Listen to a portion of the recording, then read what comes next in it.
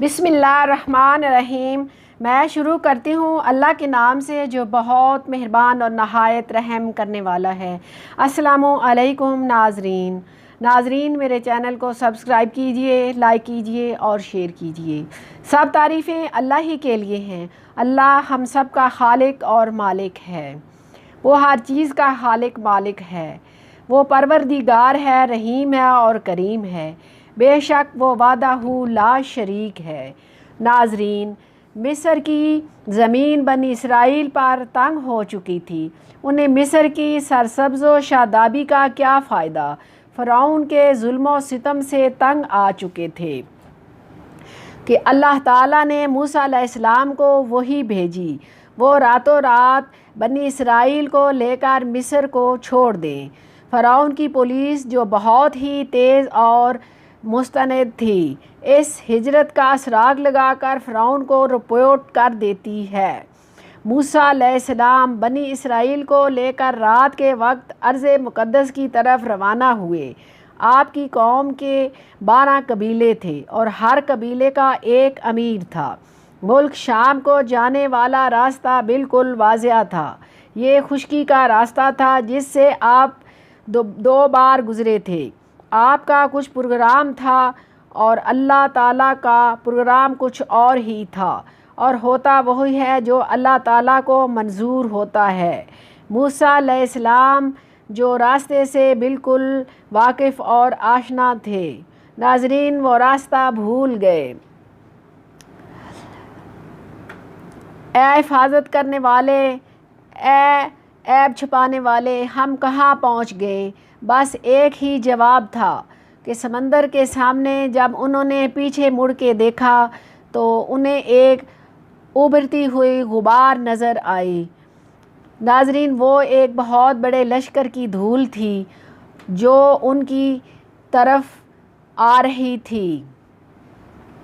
नाजरीन, अब हर तरफ से मौत ही मौत है। सामने समंदर है और पीछे दुश्मन का लश्कर है। अब बचाव की कोई सूरत नहीं। बनी इसराइल की आंखों के सामने अंधेरा ही अंधेरा था। इनकी आंखें बंद होने लगी और नाउमीदी छा गई। फिर आवाज़ें भी पस्त हो गई। हरगिज़ घबराने की ज़रूरत नहीं, मेरा रब मेरे साथ है, वो ज़रूर मेरी रहनुमाई फरमाएगा। अब अल्लाह ताला ने मूसा अलैहिस्सलाम को हुक्म दिया कि समंदर पर अपनी लाठी मारो। आपने लाठी मारी जिससे समंदर फट गया और पानी हर तरफ पहाड़ की तरह रुक गया और 12 कबीलों के लिए 12 ही रास्ते बन गए। हर कबीला का अपना एक रास्ता था।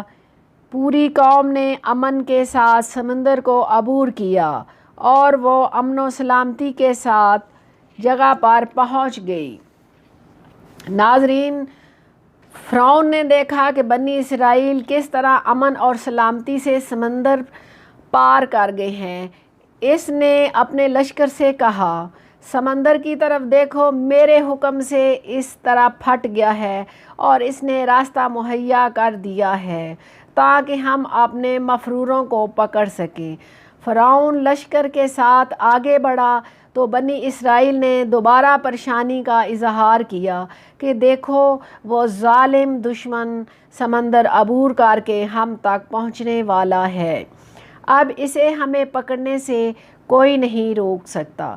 वो हमें पकड़कर मिस्र ले जाएंगे, कैदी बनाकर जलील करेंगे या हमें इसी रास्ते में ही कत्ल कर डालेंगे।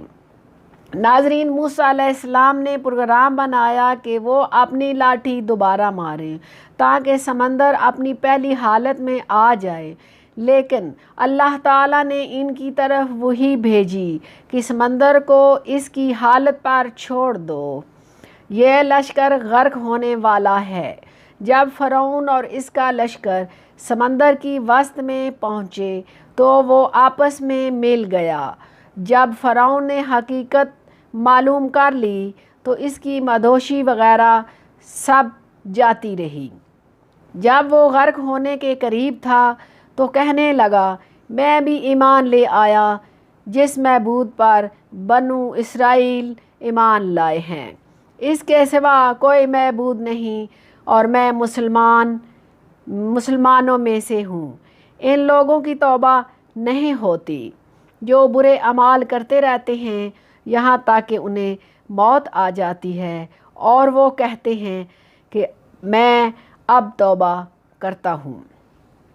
ناظرین، میرے چینل کو سبسکرائب کیجئے، لائک کیجئے اور شیئر کیجئے۔ بے شک اللہ رحمان اور رحیم ہے، وحدہ لا شریک ہے، وہ ہر چیز کا خالق اور مالک ہے۔ سب تعریفیں اسی کے لیے ہیں، وہ سب جہانوں کا پالنے والا بادشاہ اور شہنشاہ ہے۔ سب تعریفیں اللہ ہی کے لیے ہیں۔ ناظرین، اب میں اجازت چاہتی ہوں، اسی کے ساتھ اللہ حافظ۔